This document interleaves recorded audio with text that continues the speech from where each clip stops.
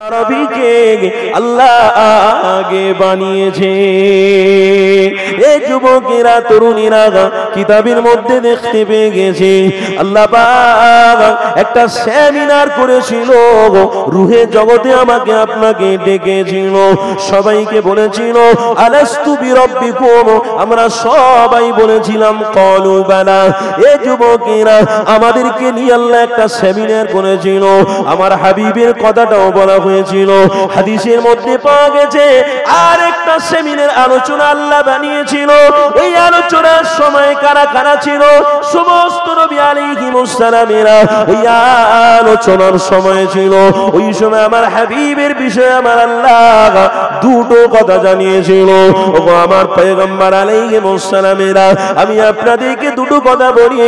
এক নম্বর কথা হলো আমি তোমাদেরকে নবী করে বানাবো, কিন্তু রাসূল করে আমি একজনকেই পাঠাবো। আর আমার সব প্রত্যেক নবীকে সব রকমের কিতাব আমি দেবো, কিন্তু আমার হাবিবকে আমি আল্লাহ হিকমত এবং রাসূল বানাবো। এই যুবকেরা সমস্ত নবী আলাইহিমুস সালামেরা এক বাক্যে বলেছিলেন রব্বি আল্লাহ, আপনার রাসূলকে আপনি রাসূল বানান, কোনো অসুবিধে নাই। এই যুবকেরা ওই ঘটনাটা আপনাদেরকে আবার শুনিয়ে দিই। পৃথিবীর জমিনে যখন আদম আলাইহিস সালাতু ওয়াস সালাম এলো, আমার রাসূলুল্লাহর বাণীটা প্রকাশ করে দেওয়া হলো। ঈসা নবী যখন এলেন, রাসূলের বাণী প্রকাশ করে দেওয়া হলো। তাওরাত ও জবুর ইনজিল ওয়া হুয়া ফিত তাওরাত ওয়া ফিল ইনজিল, তাওরাত কিতাব এসেছে, ইনজিল কিতাব এসেছে, জবুর এসেছে। আল্লাহ আপনার আমার নবীর উপরে কুরআন নাজিল করেছে।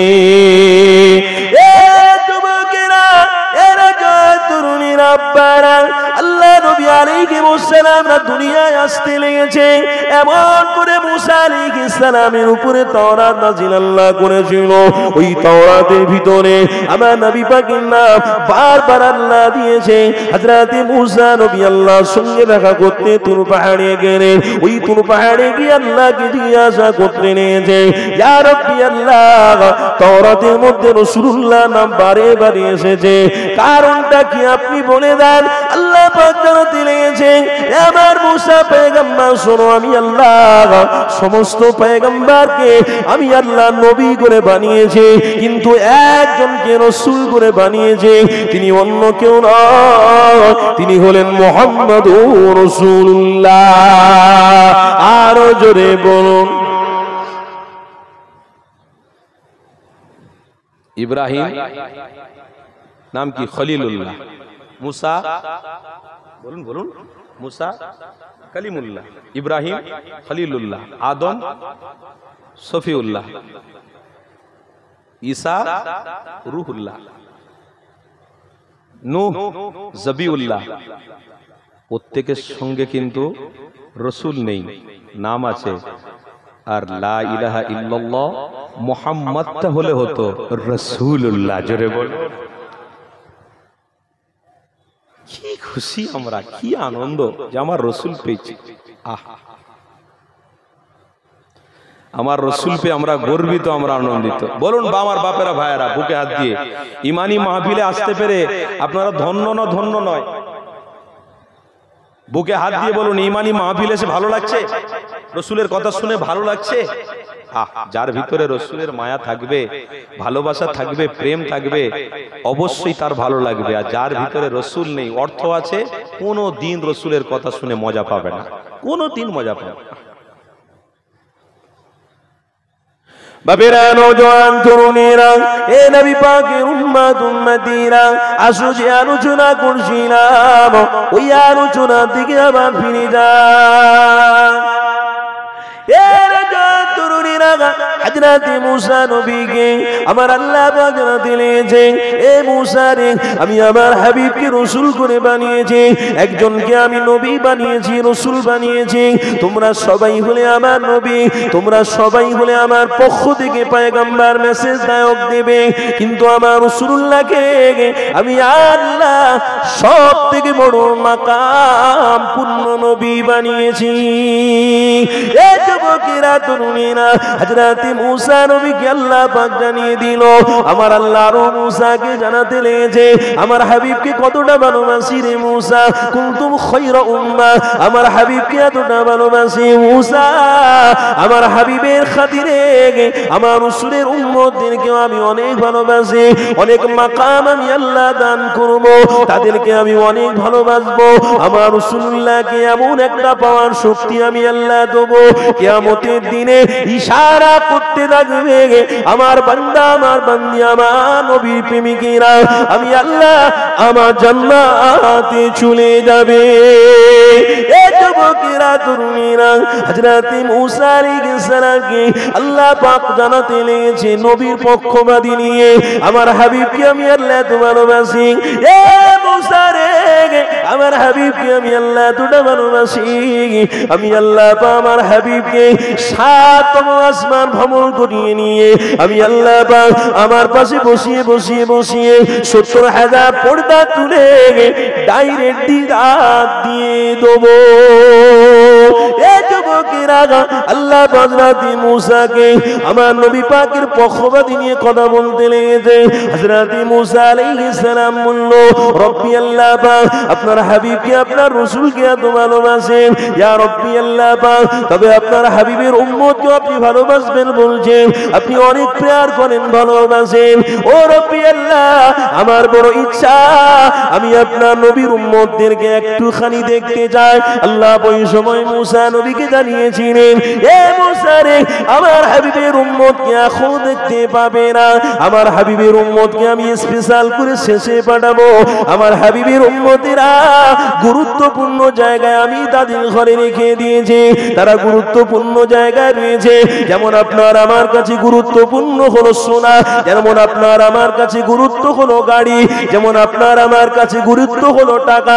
এক যুবকেরা, একটা গাড়ি নিয়ে আমরা সুন্দর করে গুছিয়ে রাখি, সোনা যদি আমাদের কাছে সুন্দর করে আলমারিতে গুছিয়ে রেখে দিই, আমাদের কাছে টাকা অর্থ দেয়নি, ওই টাকা অর্থ নিয়ে আমরা সুন্দর করে আলমারির ভিতরে রেখে দিই, এটা হলো আমার আপনার কাছে বড় গুরুত্বপূর্ণ। এই যুবকেরা, আল্লাহ আমার মুসাকে জানাতে লেগেছে, এ মুসা রে, গুরুত্বপূর্ণ হলো আমার উম্মতিরা, আমার উম্মতকে আমি আল্লাহ অনেক সুন্দর করে রেখে দিয়েছি, তুমি দেখতে পাবে না।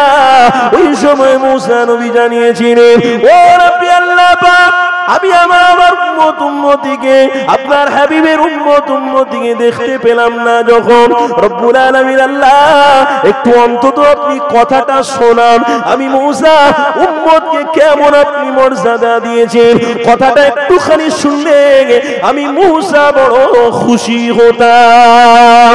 আরো জোরে বলো, এ যুবকেরা, তরুণীরা, তখন মুসা আলাইহিস সালামকে আমার আল্লাহ পাক জানিয়েছিল, মুসা রে, তুমি যখন কথা শুনবে বলছো শোনো শোনো, আমরা সবাই বলেছিলাম লাব্বাইক আল্লাহুম্মা লাব্বাইক, লাব্বাইক ইয়া সাদাই।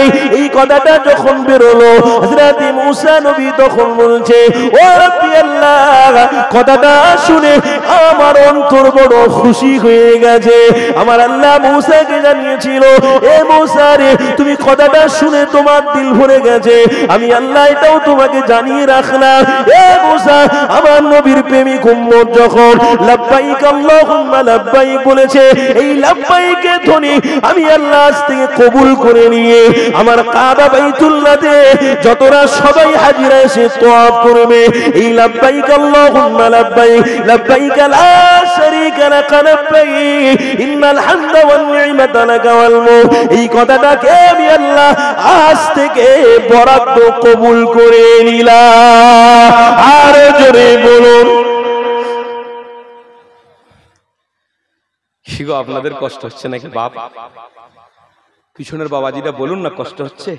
আহা, মুসা নবী শুনতে চেয়েছে কি একটু কথা, আর উম্মতরা বলেছে কি লাব্বাইকা আল্লাহুম্মা লাব্বাইক। আমার আল্লাহ বলছে মুসা শুনেছে? বলে দিল ভরে গেছে। এই মুসা শুনে রাখো, আমার নবীর আশিকরা যে কথাটা বললো লাব্বাইক আল্লাহুম্মা লাব্বাইক, এই কথাটা আমি আজ থেকে আমার বাইতুল্লাহ শরীফ তওয়াফ করতে গিয়ে বলাটা কবুল করে নিলাম, বরাদ্দ করে দিলাম। জোরে বলুন। তাহলে আমাদের কথাটা আল্লাহ কবুল করে বাইতুল্লাহ শরীফ তওয়াবটাকে, তওয়াবের সময়ে এই কথাটাকে আল্লাহ বরাদ্দ করেছে। তাহলে আমরা সেই উম্মত তো নাকি? কি গো বলুন না বাবেরা, নাকি আমরা সেই মারামারি করার উম্মত? কথা বলেন না। রাস্তায় যেতে যেতে কারোর সঙ্গে হাত গুটি মারের মার, সেই উম্মত নেই? হ্যাঁ, একজন কোটি কোটি টাকার মালিক, ভালো আলহামদুলিল্লাহ, আল্লাহ দিচ্ছে ভালো, তার পাশে আমরা বাস করি। আরে কোটি টাকা, আমাকে কোটি টাকার মানুষ আমাকে দেখে না, আমাকে গুরুত্ব দেয় না, তাই বলে আমি কি হিংসা করতে ছাড়ি নাকি? আরে ভাই, সে ভালো লাগে না, তার ভালো লাগে না, সে আমাকে দেখে না, বলে আমার হিংসার কি দরকার আছে? তোমাকে আল্লাহ দিয়েছে, তুমি করবে যাও না। এই নবীর উম্মত এরকম আছে না নাই? আমার মুসলমান ভাই যদি অর্থশালী হয়, আরেকজন গরিব ভাই হয়, অর্থশালীকেও বোঝা উচিত যে ওই গরিব মানুষটাকে একটু সাহারা করা। আমি যেমন ভাবে কষ্ট করে বড় হয়েছি, আমার গরিব ভাইটাকেও যদি কষ্টের জায়গাটা দেখাই, তো আমার অসুবিধা কি হবে? আমার চোখ বন্ধ হয়ে যাবে একদিন। এ ভাই যদি বেঁচে থাকে, রাস্তায় যদি থাকে, আল্লাহ এই ভালো রাস্তা দেখানোর জন্য, পথ দেখানোর জন্য, আল্লাহর মখলুককে দয়া করার জন্য আল্লাহ চাইলে আমাকে জান্নাতি বানিয়ে দিতে পারে। জোরে বলুন, আর একটু জোরে বলুন। আমি অনেক দেশ, অনেক রাজ্য ঘুরেছি, স্টেট ঘুরেছি, কিন্তু একটা জায়গায় দেখেছি পয়সাওয়ালা। পাঞ্জাব জানেন? থার্ড গাড়ি জানেন? থার্ড গাড়ি জওয়ান ছেলেরা জানেন কত টাকা দাম? থার্ড গাড়ি কত টাকা?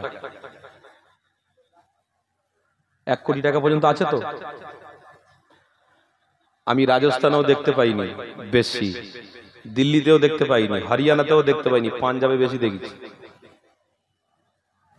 এখান থেকে একটা উদাহরণ দিচ্ছি, আপনারা বোঝেন। পাঞ্জাবি কারা বলেন তো? পাকড়ি বাঁধে না, মুখে দাঁড়িয়ে আছে না বড় বড়, ওই পাঞ্জাবিদের জায়গায় যখন আমি গেছি, গাড়ির মধ্যে সব থেকে বেশি গাড়ি দেখেছি ওই 1 কোটি টাকা দামের গাড়িটা। বিশ্বাস করুন, ঘরে ঘরে ওই গাড়ি। আশ্চর্য ভাই, কোথায় টাকা এত? আমি যখন হিস্ট্রিটা দেখলাম, মানুষের সঙ্গে কথা বলে যখন বুঝলাম, তখন এটাই বুঝেছি যে কি, এক পাঞ্জাবি যদি বড় লোক হয়, আরেক পাঞ্জাবি যদি গরিব হয়, ওই বড় লোকটা ওই গরিবকে তার সমতুল্য নিয়ে আসার চেষ্টা করে। এই তুই গরব থাকবি কেন? আয় তোকে ব্যবসা শেখাবো, টাকা ধার নিবি, এই 1 লাখ টাকা নিয়ে ব্যবসা কর। টাকা দিতে হবে না, আগে ব্যবসায় উন্নতি কর, পরে টাকা লেনদেন হবে। আপনি বলতে পারবেন না ভারতবর্ষে কোনো পাঞ্জাবি ভিক্ষা চেয়েছে? দেখান দেখি আপনি, মুরব্বী বলেন না গো। আপনারা কলকাতায় ওঠা বসা করেন, আপনাদের ছেলেরা কলকাতায় চাকরি করে, কাজ কাম ইত্যাদি করে, একটা পাঞ্জাবি থলি নিয়ে ওই কলকাতায় দাঁড়িয়েছে, আমাকে দেখান দেখিনি। টুপিওয়ালা বোরকাওয়ালা টিপু সুলতান মসজিদের সামনে, আল্লাহ কা নাম পে দে দে, আল্লাহ কা নাম পে দে দে। বোরকা পরা রে ভাই, টুপি পরে দাঁড়ি নেই, কিছু নেই। একজন মুশরিক দাঁড়িয়েছে, সে জানে আমি একটা জায়গায় এসেছি, আমার জাতি ভাই তো আমাকে দান করে না, ঠুকরে দেয়, কিন্তু একটা জায়গায় যখন এসেছি, সবাই যখন টুপি পরে, তা আমি টুপিটা বাদ দেবো কেন? একটা গায়ের মুসলমান, সে মাথায় টুপি পরে মসজিদের সামনে, সেও লাইন দিয়ে দাঁড়িয়ে গেছে। এটা কাদের জন্য হয়েছে বলুন তো? কিছু শ্রেণী টুপিওয়ালাদের জন্য, কিছু শ্রেণী মুসলমানের জন্য। আজকে যদি আমরা মুসলমান, আমরা যদি, আমি যদি, আমার কথা বলছি, বা ধরুন এই মুরব্বীটা কোটি টাকার মালিক, ওনার পাড়াতে 5 জন আছে, খুব গরিব মানুষ।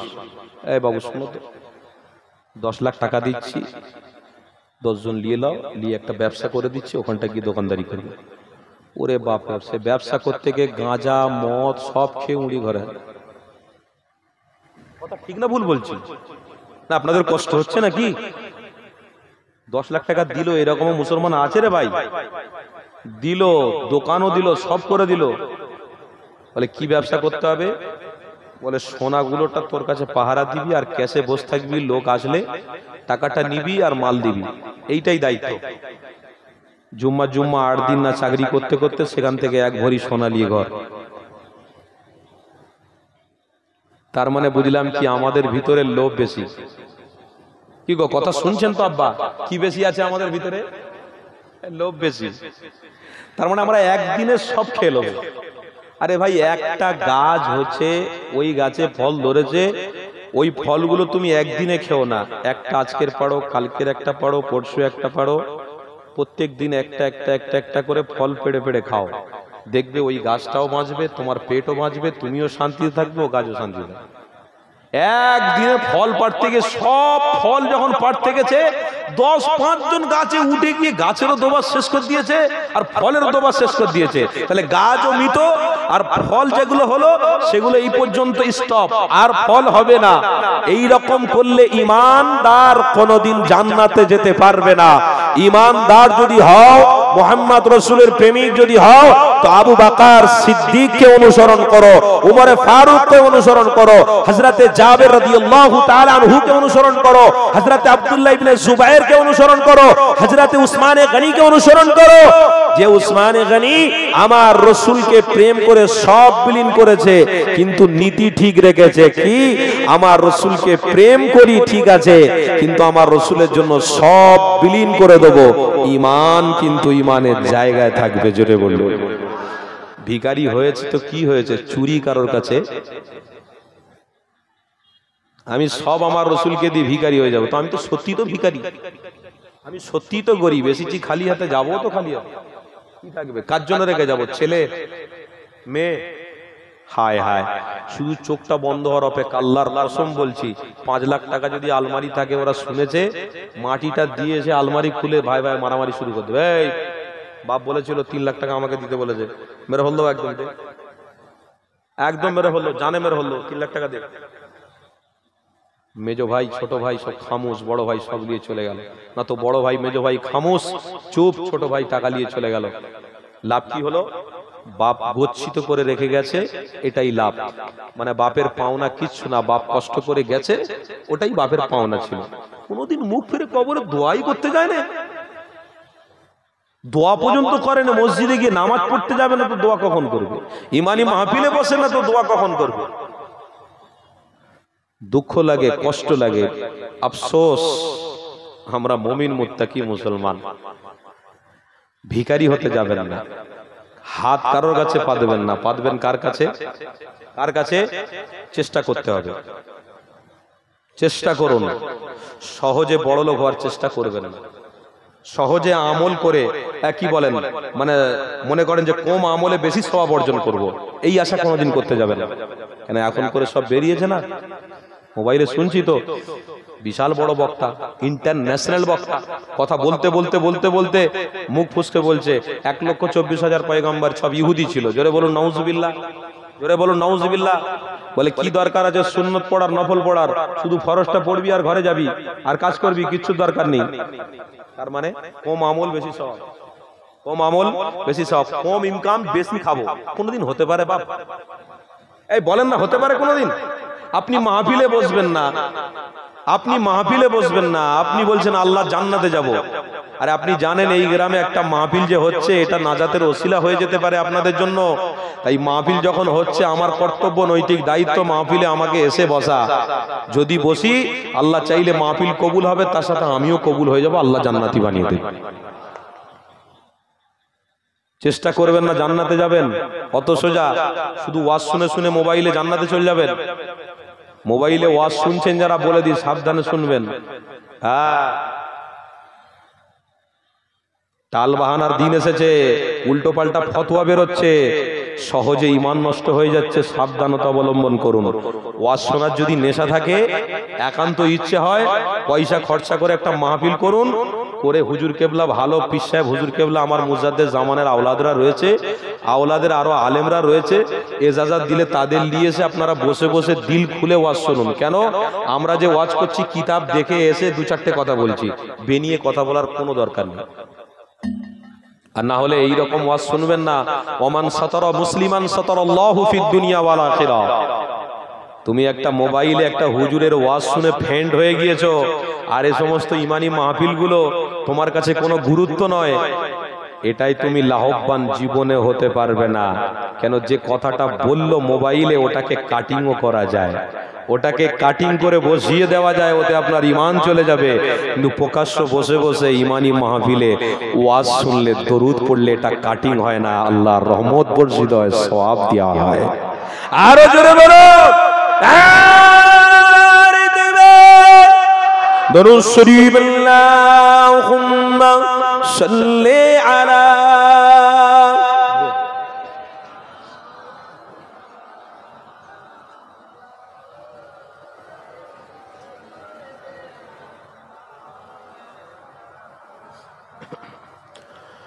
फलक पर चाँद जैसा है नबी का नाम ऐसा है, फलक पर चाँद जैसा है नबी का नाम ऐसा है, दिलों से गम मिटाता है मोहम्मद नाम ऐसा है। বলুন না সুবহানাল্লাহ। আমার নবীর নামের থেকে কারোর নাম উজ্জ্বল হতে পারে না। फलक पर चाँद जैसा है नबी का नाम ऐसा है, दिलों से गम मिटाता है मोहम्मद नाम ऐसा है। ये दिल जब गम के मारा हो मोहम्मद याद आते हैं, ये दिल जब गम के मारा हो मोहम्मद याद आते हैं, जुदा जब कोई प्यारा हो मोहम्मद याद आते हैं। जरे बोलून ना सुभान अल्लाह। जुदा जब कोई प्यारा हो मोहम्मद याद आते हैं, फलक पर चाँद जैसा है नबी का नाम ऐसा है, दिलों से गम मिटाता है मोहम्मद नाम ऐसा है। ये दिल जब गम के मारा हो मोहम्मद याद आते हैं, ये दिल जब गम के मारा हो मोहम्मद याद आते हैं, मेहरबानी का हर रास्ता मदीने को ही जाते हैं। जुरे होबे ना, मेहरबानी का हर रास्ता मदीने को ही जाते हैं, फलक पर चाँद जैसा है नबी का नाम ऐसा है, दिलों से गम मिटाता है मोहम्मद नाम ऐसा है। ला इलाहा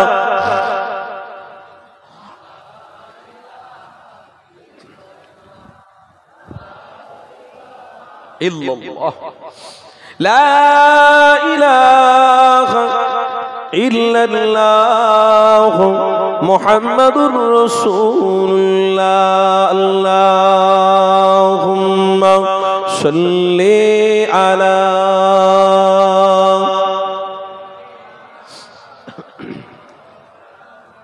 मुहम्मद व अला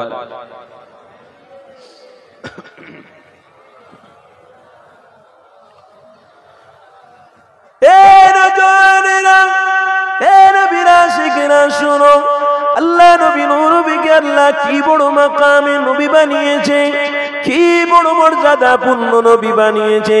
আরে সেই নবীকে ভালোবাসা, এটা আপনার আমার জন্য আল্লাহ ঈমান বানিয়েছে।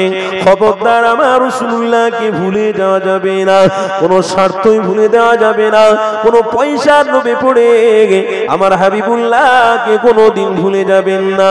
কেননা আবু বকর আমার রাসূলকে ধরেছে ভুলে যায়নি, হযরত উসমান ধরেছে ভুলে যায়নি, হযরত আলী ধরেছে ভুলে যায়নি, হযরত হযরত উযা ধরেছে ভুলে যায়নি, হযরত আব্দুল্লাহ ধরেছে ভুলে যায়নি। আমার রাসূলুল্লাহর কাছে যে বা যারা এসেছে সবাই আমার হাবিবের প্রেমিক হয়ে গেছে। তাই তো আপনাদেরকে জানিয়ে দিই, আল্লাহ নবী নবীর বিষয়ে যখন হযরতে মুসা নবীকে জানানো হচ্ছিল, নবীর উম্মতের বিষয়ে যখন জানানো হচ্ছিল, তখন হযরতে মুসা নবী আমার নবী পাকের প্রেমিক হয়ে গেলেন, আমার হাবিবের প্রেমিক হয়ে বলেছিলেন, আল্লাহ আমাকে নবী করে না বানিয়ে যদি আপনি পৃথিবী জমিনে আমার রাসূলের আশিক করে বানাতেন ভালো হতো। এই যুবকেরা আর একটা নবীর বিষয় আপনাদেরকে জানিয়ে দিই। হযরত ঈসা নবী আমার আল্লাহকে বলেছিল, রব্বি আল্লাহ আমি আখিরি জামানার উম্মত দুনিয়া জমিনে আসতে চাই। তার মানে এখানেই বোঝা গেল আমার আল্লাহ আমার রাসূলকে এত মর্যাদা দিয়েছে, পয়গম্বর আলাইহিস সালামিরা আমার নবীর আশিক হয়ে দুনিয়ায় আসতেছে, তারা ধন্য মনে করতে চেয়েছে। এই যুবকেরা, এরা তরুণীরা, আরে সেই নবীর আশিক যদি আমার নবীরা হয়, তাহলে আমাকে আপনাকে আশিক অবশ্যই হতে হবে। আল্লাহ নবীকে ভুলা যাবে না, আল্লাহ নবীকে ছেড়ে দেওয়া যাবে না। আজকে দিনে আমরা রাসূলের বিষয়ে আমরা আলোচনা শুনি বটে, কিন্তু আমাদের ঈমান এতটা দুর্বল, সেই রাস্তা আমরা ধরে রাখতে পারিনি, সেই কাজ আমরা করতে পারিনি। এটা আমাদের জন্য অনেক বড় দুঃখের বিষয়। খবরদার আজ থেকে তপস্যা করুন, নিয়ত করো, আমার রাসূলুল্লাহর উম্মত যখন হয়েছি, আমার হাবিবের দিদার নিয়ে আমরা মরতে চাই। জোরে বলুন ইনশাআল্লাহ, আরো জোরে বলুন ইনশাআল্লাহ। তাই আপনাদেরকে জানিয়ে দিই, আরে কি নবীর উম্মত আমি আপনি হয়েছি। আল্লাহ নবীর নবী দয়া নবী আমার এই পৃথিবীর জমিনে আপনার জন্য আমার জন্য জান্নাত নিয়ে আসলেন, এই পৃথিবীর জমিনে এসে আপনাকে আমাকে নাজাতের রাস্তা দেখালেন। আরে সেই নবীর বিষয়ে একটুখানি আগিয়ে দাও, কি নবী আল্লাহ আপনাকে আমাকে দান করে দিয়েছে, কি রাসূল আপনাকে আমাকে আল্লাহ দান করেছে। আরে নবী আসতে দেরি আছে, কিন্তু আমিনার গর্ভে আমার রাসূলের পেয়ারা রয়েছে।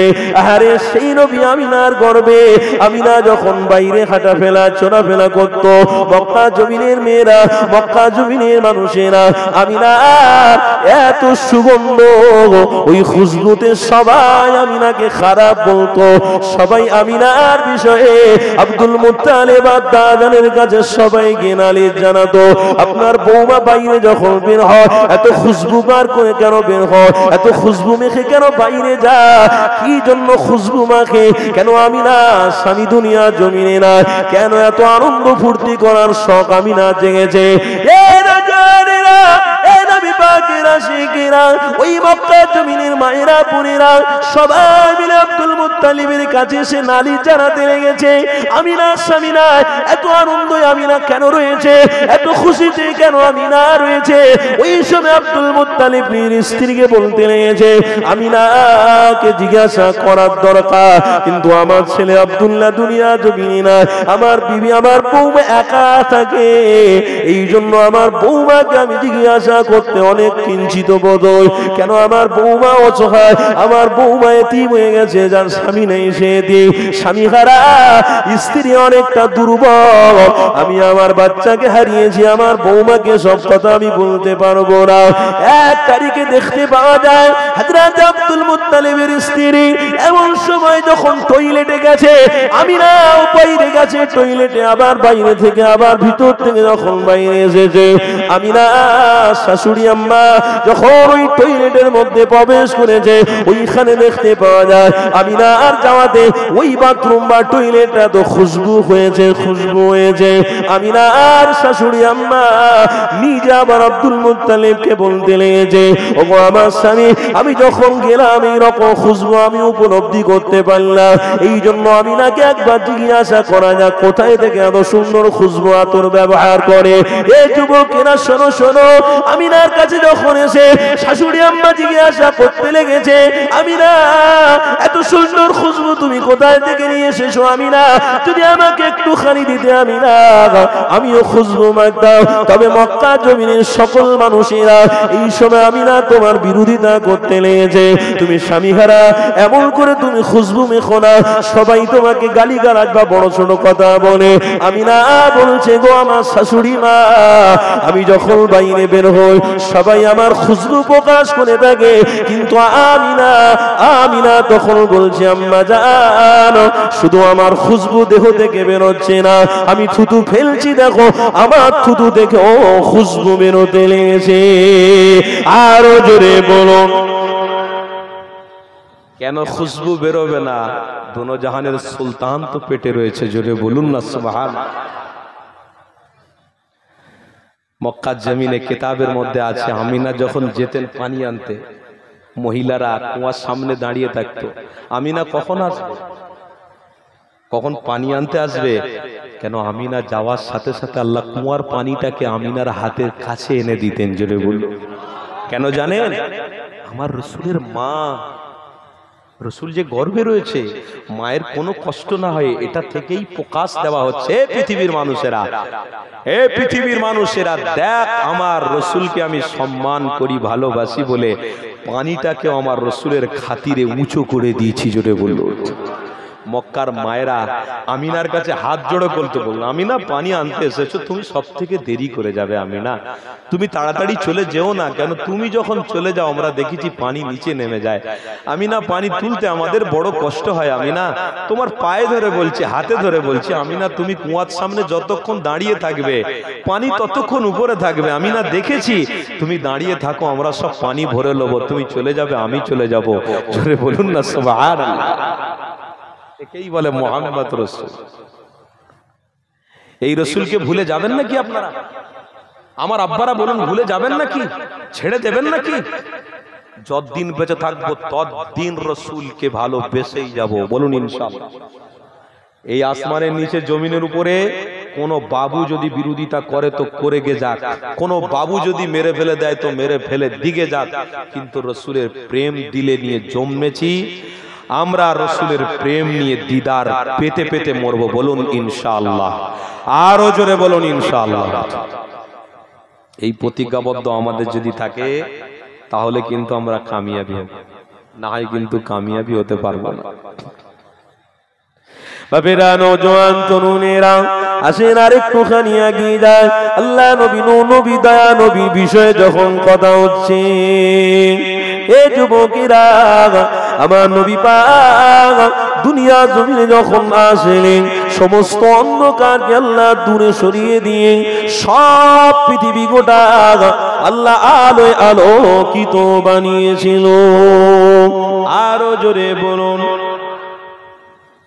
রসুল এসেছে আলো নিয়ে। সারা পৃথিবীর জমিনে আলো রয়েছে, অন্ধকার আছে বলুন? রসুলের বিষয়ে কেউ বলতে পারবে না যে ইনি নবী নয়। কেন? রসুলের বিষয়ে প্রত্যেকের কাছে খবর দেওয়া হয়ে গেছে।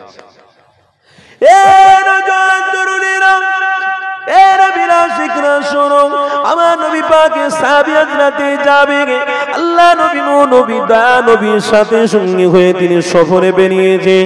আরে নবী আমার মরুভূমি এলাকার পাশ দিয়ে যখন যেতে লেগেছে, হযরতে জাবের হুজুরকে বলছে, এ বাবা জাবের, আমি রাসূলুল্লাহ, আমার বড় কষ্ট হতে লেগেছে বাবা, আমি একটু আরাম করব, যাবে তুমি একটু পাহারা দাও। আল্লাহ নবী সাহাবী হযরতে জাবের হুজুর আমার দাঁড়িয়ে পড়লো, নবী আমার সেখানে ঘুমিয়ে পড়লেন। হযরতে জাবের হুজুর থেকে riwayat রয়েছে, আল্লাহ নবী যখন ঘুমিয়েছিলেন একটা খেজুর গাছ অনেকটা দূরে ছিল। এই যুবকেরা, তরুণীরা, বুখারী বা তিরমিজি, মুসলিম শরীফের হাদিসের কথা বলছি, গল্প নয়। নবী আমার ঘুমিয়ে রয়েছে, হযরতে জাবের দেখতে পেল আল্লাহ নবী অনেকটা দূরত্বতে একটা খেজুর গাছ, ওই খেজুর গাছ আর দাঁড়িয়ে থাকলো না, ওই খেজুর গাছ মাটি চিরে চিরে চিরে চিরে আমার নবী পাকের সামনে এসে দাঁড়িয়ে গেছে। আল্লাহ নবী ঘুমন্ত অবস্থায় রয়েছে, ওই খেজুর গাছ এসে আমার রাসূলুল্লাহর সামনে অনেকক্ষণ দাঁড়ালো। ওই খেজুর গাছ আবার মাটি চিরে চিরে আবার গিয়ে দাঁড়িয়ে পড়েছে জায়গা মতো। এই যুবকেরা, আল্লাহ নবীর ঘুম খারাপ ভেঙে গেল। হযরতে জাবির হুজুর আমার আল্লাহ নবীকে জিজ্ঞাসা করতে লেগেছেন, ইয়া রাসূলুল্লাহ হাবিবাল্লাহ, আজকে এমন একটা জাদু দেখলাম, এই জাদু আমি আর কোনোদিন দেখিনি।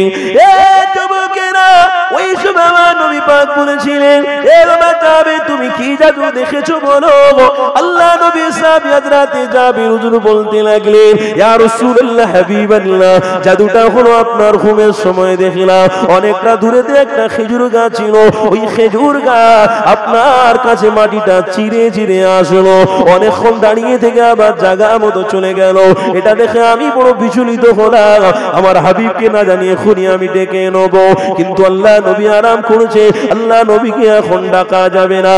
আল্লাহ নবীকে জাবির বলতে লেগেছেন, ইয়া রাসূলুল্লাহ হাবিবাল্লাহ, এই দৃশ্যটা আমার কাছে অনেক ভারী দৃশ্য লেগেছে। আল্লাহ নবী বলতে লেগেছেন, বাবা জাবির, আমি রাসূলুল্লাহ যা জানি তুমি তা জানো না, আমি হাবিবুল্লাহ যা দেখি বাবা জাবির তুমি তা দেখতে পাও না।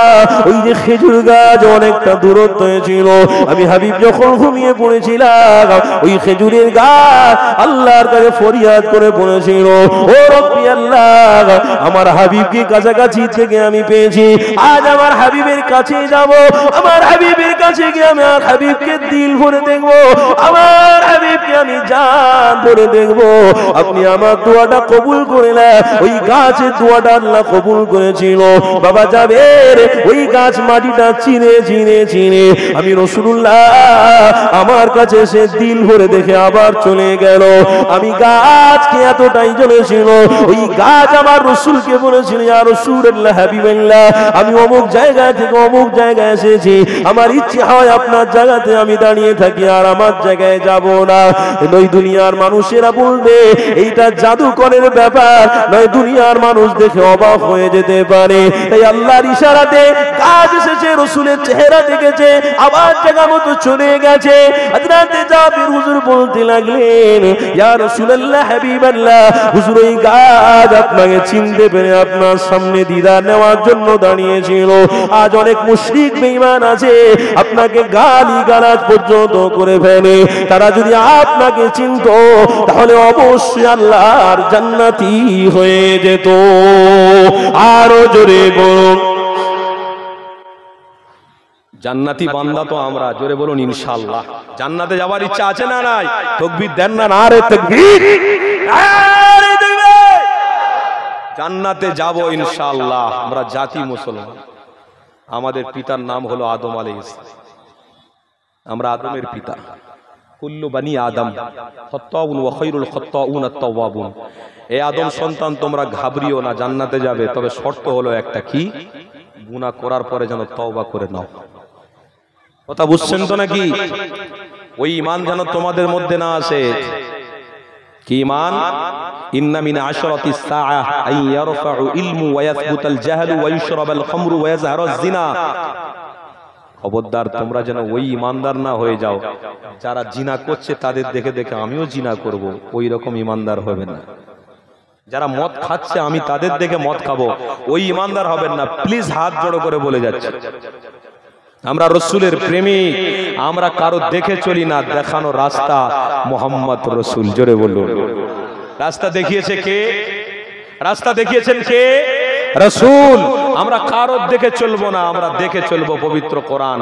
রাসূল দেখিনি, আল্লাহ সমস্ত নিয়ামত দেখিয়েছে, কিন্তু আল্লাহ ওয়ারাকার, আল্লাহ দেখা যায় না, কিন্তু আল্লাহ পবিত্র কোরআন দিয়েছে। কোরআন খোলো, আল্লাহ তার রাসূলের পরিচয় পেয়ে যাবে। জোরে বলুন, কোরআন দেখবো আর সামনে বাড়বো।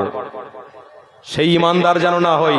যদি ওই রকম ঈমানদার আপনি হন, আমার মায়েদেরকে বলছি, মা তুমি যদি ওই রকম ঈমানদার হও যে ফোনেতে আপনার একটা বান্ধবী কোন একটা পরপুরুষের সঙ্গে সম্পর্ক করে জিনা করছে, খুব মজায় আছে, মা আপনিও মনে করছেন আমার স্বামী থাকার পরেও অন্য পরপুরুষের সঙ্গে আমিও জিনায় লিপ্ত হয়ে গিয়ে আমার বান্ধবীর মতো আমি চলবো, ও মা সে তো জাহান্নামী আগে থেকেই হয়ে গেছে, তুমিও জাহান্নামী হবে। মা হাত জোড়ো করে বলছি, তোমার বান্ধবী জাহান্নামের রাস্তা যদি ধরে নেয়, তুমি যদি রাসূলের প্রেমিক হও, তোমার বান্ধবীকে ফোন করে বলো তোমাকে আল্লাহ আল্লাহ যে স্বামী নিয়ামত দিয়েছে, কালো ভেটে যাই হোক, যে স্বামী তোমাকে নিয়ামত দিয়েছে ওই স্বামীর খিদমত করো। রসুলের স্ত্রীরা রসুলকে খিদমত করেছে, জান্নাতি হয়ে গেছে। জোরে বলুন। আল্লাহর ওলিরা, আল্লাহর ওলির স্ত্রীরা ওলিদের খাতে খিদমত করেছে, প্যার করেছে, মোহব্বত করেছে, জান্নাতি হয়ে গেছে। আজও তোমার স্বামীর প্রতি ভক্তি ভালোবাসা তুমি রাখো, এ জিনাকারী নারী, তাহলে তুমিও কিন্তু জান্নাতি হয়ে যেতে পারবে। আর যদি তোমরা জিনাকারী হও, অন্যায়কারী হও, মদখোর হও, ওয়ায়ুশরাবাল খামরু, মনে রেখে দিও, ইন্না মিন আশরাতিস সাহা, অতি সচ্চরে কিন্তু আল্লাহ তোমাদের কাছ থেকে এলেম তুলে নেবে, রহমত তুলে নেবে, বরকত তুলে নেবে। হাহাকার করবে, খেতে পাবে না, খেতে পাবে না, অত সোজা নয়, খেতে পাবে না, ঘুমতে দূরের কথা। যদি খেতে না পাও তো আরামসে ঘুমোতে পারবে না, তোড়পে তোড়পে মরে যাবে। খিদের জ্বালা লাগলে, না পেটে ভাত দিলে, খিদে লাগলে কি হয়, মানুষের বিচলতা আসে না, কষ্ট হয় না, হয় না? আল্লাহ রিজিক বন্ধ করে দেবে, কোনো বাবুর ক্ষমতা নেই। বলছে দুটো জিনিস, এক জিনা, হারাম। আল্লাহ আমাদেরকে হেফাজত করেন, বলুন আল্লাহুম্মা আমিন। আরো জোরে বলুন আল্লাহুম্মা আমিন। এই ইমানদার হয়ে আমরা মরতে চাই না, আমরা ইমানদার হয়ে জন্মেছি। সেই ইমান, যে ইমান আবু বকর সিদ্দিক করে দেখিয়েছে, আমরাও আবু বকর সিদ্দিকের অনুসারী, সেই ইমান নিয়ে আমরা মরবো, বলুন ইনশাআল্লাহ। আরো জোরে বলুন। আজকের দিনে এই ইমানের জন্য, আজকের দিনে যে আপনারা এই কাজ করেছেন, কিন্তু এই কাজটার দরকার আছে না নাই? বছরে একবার দরকার আছে না নাই? আল্লাহ চাইলে এতগুলো মানুষের মধ্যে একজন মানুষ এই কথার মধ্যে হেদায়েত পেতে পারে না, পারে না? বিশ্বাস হয়? আপনার ছেলেকে আপনি বলে বোঝাতে পারছেন না, কিন্তু একটা হুজুরকে বাইরে থেকে দাওয়াত করে অনেক পয়সা দিয়ে এনেছেন, ও হুজুরের জবান থেকে এমন একটা কথা আল্লাহ বার করবে, যেটা আপনার গ্রামের হুজুরের কথা বের হতো না, যেটা আপনার দ্বারাই হতো না, সেটা ওই হুজুরের দ্বারায় বা কোনো পীরজাদা পীর সাহেবের দ্বারাই হতে পারে। আপনার ছেলেটা যে হারাম খেত, কাল থেকে হারাম বন্ধ করে বাপ আর মায়ের সাথে সৎ ব্যবহার করতে পারে। জোরে বলে। হ্যাঁ, তাই তো বলছি আমার আব্বারা, এই ইমানি মজলিসের দরকার আগেও ছিল, এখনো আছে। বাপ চাচারা করে গেছে, আমরা করছি। বাপ চাচারা এর থেকে বড় করে গেছে। এক একটা গ্রামে আমরা দেখেছি যে দুদিন করে জলসা হতো, হাজার হাজার মানুষের সমাগম হতো। এখন মাহফিল হয়, ভাগ হয়ে গেছে, অনেক জায়গায় বড় বড় হুজুর আসছে, ঠিক আছে, তবুও কিন্তু আমাদের উপস্থিতি কাম্য, উপস্থিতি দিতে হবে। এই কথা শুনছেন তো নাকি? এ থেকে আমাদের হিলে গেলে হবে না, ভয়ে পালিয়ে গেলে হবে না। আরে ভয় তো আমাদের নেই, আমাদের দেখে কে ভয়? আমরা কার দেখে ভয় করবে? আমাদের দেখে ভয় করবে। রসুল রাস্তায় গেছে, দুশ্মনরা কাঁপতে শুরু করে দিয়েছে। রসুল মসজিদে নববীতে দাঁড়িয়েছে, রসুলের সাহাবারা আমার রসুলকে দেখে কাঁপতে শুরু করেছে। রসুল খান্দাকের যুদ্ধ, বদরের যুদ্ধ, সিফফিনের যুদ্ধ, রসুলের নওয়াসা কারবালার যুদ্ধে গিয়ে দাঁড়িয়েছে। কারবালার যুদ্ধর মুশরিকরা ভয় পেয়েছে প্রথম, তারপরে তো ইমামে হোসেন বলেছিলেন, লে তোরা গর্দন লিয়ে আমার কোনো আপত্তি নেই, কিন্তু ইমানের সঙ্গে আপোষ আমি করব না। তোরা গর্দন লিবি, হয়তো আমি জয়ী হতে পারবো না, কিন্তু আসল তোরা মনে করবি আমরা জয় হয়েছি। না, আমি ইমামে হোসেন, আমি জয় হলাম। কেন? আমি দুনিয়ায় গর্দন কেটিয়েছি, কিয়ামতের দিনে শহীদের মাকাম নিয়ে আল্লাহর জান্নাতে যাবো। জোরে বলবো। আমার নানাকে আমি নিজে বলবো, নানা আপনার উম্মতদেরকে আজকের আমার এই গর্দন কাটার ওসিলা দিয়ে আপনি জান্নাতে নিয়ে যান। কেন? আপনার উম্মতকে ইমামে হোসেন খুব ভালোবাসে। জোরে বলবো। আমার বাপেরা আজকে তো গলা কাটাতেও হয় না, নামাজ পড়তে গেলে কেউ গালও দেয় না, বড় ছোট কথাও বলে না, ইমানি মাহফিলে এসে বসলে কেউ কিচ্ছু বলে না, কিন্তু আজ আমরা ইচ্ছা করে করি না। এটার জন্য আমরাই দায়ী, এটার জন্য আমাদের দুর্বলতা। আল্লাহ হেফাজত করেন, বলুন আল্লাহ। জোরে বলুন আল্লাহ। দুর্বল ইমান নিয়ে জান্নাতে যাওয়া, বলুন দুর্বল ইমান নিয়ে জান্নাতে যাওয়া যাবে না। ইন্নাশ শিরকা লাযুলমুন আযীম, খবরদার এমন ইমান না হয়ে যায় যে শিরিক না করে ফেলি। আসেন আমার আব্বারা, এই মাহফিল আপনারা সবাই মিলে প্রত্যেক বছরে কামিয়াবি করবেন, প্রত্যেক বছর আপনারা চালিত রাখবেন। 13 বছর সম্ভবত জলসা হচ্ছে নাকি? শুনলাম কত বছর? হ্যাঁ 13 বছর শুনলাম তো। 13 বছর মাহফিল হচ্ছে। 13 কেন 1300 বছর যেন হয়ে যায়। আপনি চলে যাবেন, আপনার সন্তানরা অন্তত কিচ্ছু না করুক, এই রাস্তায় থাকার ওসিলায় হয়তো ভালো রাস্তায় ফিরে আসতে পারে। হ্যাঁ তাই বলছি আমার আব্বারা, আমাকে আপনার সন্তান যারা কমিটি আছেন, কমিটিরা একটু রিকোয়েস্ট করেছেন, একটু আপনাদের কাছে বলছি, বাপ এই মাহফিলে অনেক খরচা, আপনাদেরই মাহফিল, আপনাদেরই ঐতিহ্য, আপনাদেরই সম্মান। আমার বাপ আমার ভাইদের কাছে আপনাদের কাছে একটা কথা বলবো, ইউটিউবে যারা আছেন বন্ধ করে দেন, বন্ধ করেন ভাই প্লিজ।